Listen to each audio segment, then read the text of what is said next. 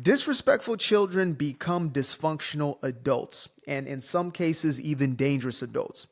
When you look at a lot of these individuals committing most crimes, right? Because there is a small part of the population who commits most of the crime. It's called the Pareto principle, the 80-20 rule. 80% of activity is happening from 20% of whatever it may be, right? So 80% of crime is being done by 20% of the people. You can look into, let's say, some of these stories that broke in New York, for example. Guy gets arrested for his 57th crime. He's 82nd crime. Jordan Neely, he was arrested 47 times, right? The same individuals are committing crime after crime. And I'm not negating the fact that there are traumas that take place in this person's childhood. I'm not taking away from the fact that, this individual was raised up in households or environments that are toxic, but I'm actually speaking to that to say when a child is not steered in the correct space, if they are not properly disciplined, because sometimes we hear the word discipline, automatically we think wailing on a child. I don't believe that to be the most effective form of discipline, right? If you are having to wail on that little child, you might have to ask yourself, why is it that it has to go to that extent, right? What am I not doing to make sure that this kid isn't acting completely out of pocket? What is it that they're mimicking? What environments may I be making them subject to? Whatever it is, right? I'm not going to tell you how to raise your kid. That's your damn kid. But I'm still going to get to this point to say that child who is not being corrected, who is not having some sort of understanding that there are going to be consequences for your actions, and in some cases, even being coddled in that dysfunctional behavior, that is going to become a dysfunctional adult damn near 10 times out of 10. You will find yourself harboring a criminal. I saw this throughout my young life, right? It is no secret. It is statute of limitation. When I was 14, 15 years old, I got engaged with the narcotics, both the use as well as the distribution of them. And I surrounded myself with individuals who lived the exact same type of lifestyle. Those are my boys. Those are my day ones. Those are my brothers. And, out of a group of 5 of us, 3 of them lost their lives to ODs. 1 of them is in and out of jail to this day. And I was the only one to make it out of that life, not only unscathed, but even better off, right? And I made different decisions. I thank God. I believe I have grace on my life. I believe there are people praying for me and sending me, goodwill, positive energy. But there was still an aspect, obviously, of me. I had to make a choice at a certain point to say, am I going to continue living in this way and continue to get these, results out of my life? Am I going to continue to be, a bum, broke, dusty, disgusting, whatever it is? Or am I going to actually do something productive with my life? And what I came to realize, because I grew up with a lot of these dudes who were in that same lifestyle with me, my boys, that a lot of their behaviors went unchecked. And it's not even to say like their mamas didn't pop off at some point when they got, overly pissed. Like one of my boys, his mama threw a dresser at him, like a little dresser. One of these joints, just threw one of those. She swung a shovel at his head, right? Thankfully, he was old enough to dodge. So, of course, there's a lot of toxicity there. And you could tell like this is drastic. And this is why we need fathers in the home. We need male influence in the homes. But, that was her outrage after a point of just letting small things continuously go, letting disrespectful behavior go. When I first moved to the States at 10 years old off a green card, I was in a place where I couldn't believe kind of what I was seeing as far as how parents and kids engaged. Because where I was from, it was like, you're going to respect your elders. You're going to respect your folks. It might have been to an extreme, but nevertheless, there has to be a certain level of respect and reverence for the adults in the room, right? You are a child, you do as children do, and they're the parents, and you hope that they are doing what they're supposed to do. But nevertheless, I will find that some of these dudes just straight up disrespect their mamas, disrespect their pops, and I was like, damn, this is wild. This is actually wild. And it's not to say they were all spoiled or whatever it was. Some were, but there is something to be said about, again, when you just let this behavior slide in the same way the California governor, Gavin Newsom, he just lets criminality slide. Oh, just little slap on the wrist and we're good to go. He lets it all slide. Now, of course, he has his own intentions and his own, agenda as far as why he does what he does. But nevertheless, these are people who are damaged. They're obviously they're traumatized. They're going through something. They're addicts. They're this, they're that. And it's like, yes, that's true. But you also have to check the behavior. There has to be boundaries that are set at the earliest stages of life. A disrespectful child will become inherently a dysfunctional adult. I have never met somebody who at some point, at the very best, we're not even getting to the very worst is prison or, in a box in the ground and it's over for you. But at the very best, you might get your teeth rocked. Like you might get your head knocked off, right?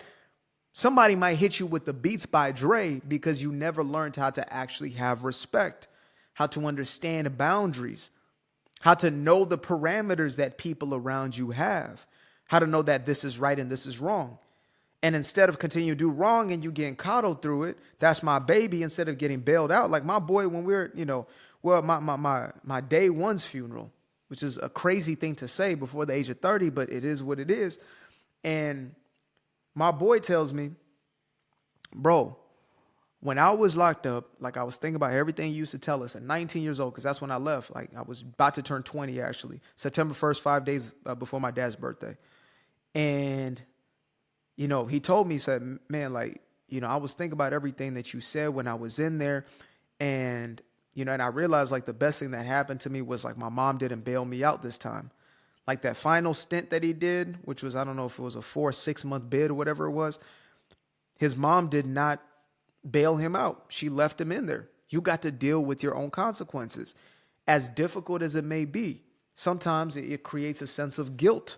I can only imagine, being a parent of an adult child or whatever it is, and you feel you messed up or whatever, so you feel you got to bail this child out of their situations. There's a part that almost has to be, it's not heartless because it actually is loving, but you have to remove the emotional aspect, the overly emotional, the reactive part of yourself to say this person that I am helping to create is actually a detriment to this community. To, first of all, the community that is your household, if you have some level of a functional household. Many stories of dad or mom having to kick out a certain older sibling or whatever it was because they were destroying the ecosystem. One bad seed can corrupt the entire garden. And so they had to say, you know what, if you're going to live that way and you're not going to abide by these rules that we've set out, then you can't live in this environment. And that stops the criminal element from even, aggregating in the first place, feeling confident in its criminality, because it is a slippery slope. You allow to get away with one thing, let that slide, you get away with nothing. I know that when we're distributing certain street exotics, the first time was the most terrifying time. I was in a high school bathroom. Hopefully my principal, if you see this now, the deans of the high school that I went to my freshman, sophomore year, these things I guess happen. Hopefully not anymore. But my homeboy, he gave me a 10 piece and he said, get this to Boo Boo Boom. I got baseball practice, but I'll give you $5 of the profit. And I said, $5 for basically nothing? I mean, okay. And by that point I was already, indulging. So my moral compass had shifted a little bit. And, I did it in the bathroom, gave the dude, his 10 piece, got my $10. I skedaddled up out of there. Get my homeboy's 10. He gave me a 5. I said, oh, wow. Just like that. And he started encouraging me a little more, you can do this too. Da, da, da, da, da. And all of a sudden I found myself doing the very same thing. A little bit here, a little bit there. Oh, do you got it? Now the same person who just, man, you got, I can take care of y'all. And my boy at the time, he was real chill. Shout out to my Pisces out there. Real chill guy, just like the bankroll. Didn't even like the lifestyle or whatever. I think he just like the flow of money, to be honest. But I found myself in a place where I was more and more compromised. And, one thing led to another. All of a sudden, I'm hitting up the plug. Now I'm on call. I'm on dial. I got 2 phones, the kid who said to himself he would never indulge in drugs, stepping onto that high school campus, not 2 years later, is all of a sudden in the distribution. How does that happen? Because I was going unchecked. Now, thankfully, I was surrounded by people who would constantly check me in the household or whatever it was, right? But I still had enablers, etc. And if I had just had one side, just the enablers or those who, just kind of let me off scot-free, whatever it was, I would likely not be here today. God honest truth, I would likely not be here today. So we have to make sure to get rid of that element. Let me get back. I see this kitty cat going in the room. Nope. She knows.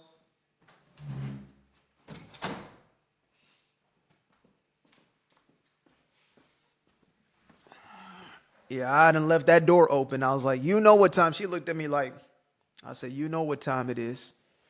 You know what time it is, girl. No time to go in that room. But yeah, disrespectful children become disrespectful or dysfunctional.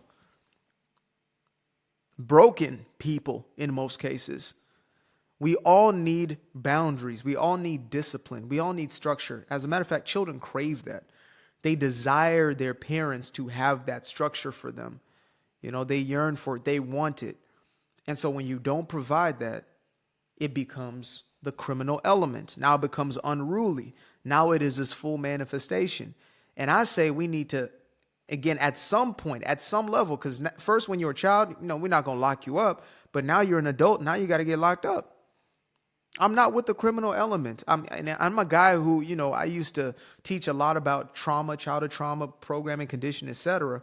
And these things are real. But when somebody is so far gone, the only wake-up call they have is the most severe consequence, which is why consequences are real in nature as they are in our man-made world, right? If you jump off of a building, the laws of gravity are not going to fluctuate because you feel some type of way. The laws of gravity say, you know what?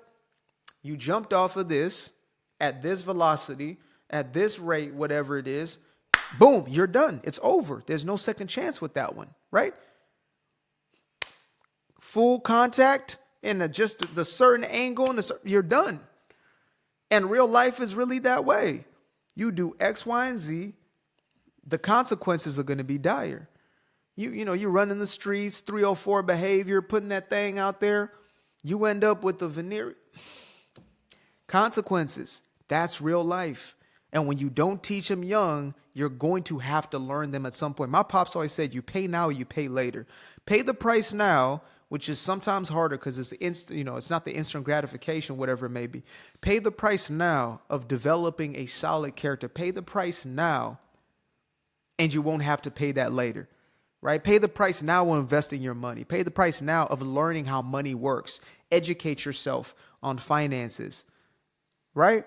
So that when you do want to, quote unquote, retire, which really doesn't exist for me, I will be doing what I love forever. But, when you do want to, quote unquote, retire, you don't have to pay later. You don't have to work as the Walmart greeter. Not that there's anything wrong with that. It's just you don't have to do that out of necessity. Instead, you made the decisions necessary to set yourself up. Pay now or pay later. If there is not discipline in the beginning, you're going to find that there are consequences, severe consequences on the other side. Disrespectful children become dysfunctional adults. I used to be afraid of the dark, place unknown like a heart in their heart. I used to see my life in the bar. Now the kids unchained, every shackle is lost. 2 steps in the moonlight, 2 step in the daytime. You just know when it feel right. You got a feeling the time's not. See you through those shades that I just threw on. Through my lenses, you just can't do no wrong. I fell in love with myself again. I fell in love with myself. I fell in love with the sunshine. I fell in love with the light. I fell in love with the full moon. I fell in love with the night. I can see the light again. I can see the light. You can see the life in him illuminate the night. I I know the time is taking. A 365, that's a full rotation. I see you looking up, you know them constellations. Constantly gazing like house of praises, you get to praising. They see your light shine, that's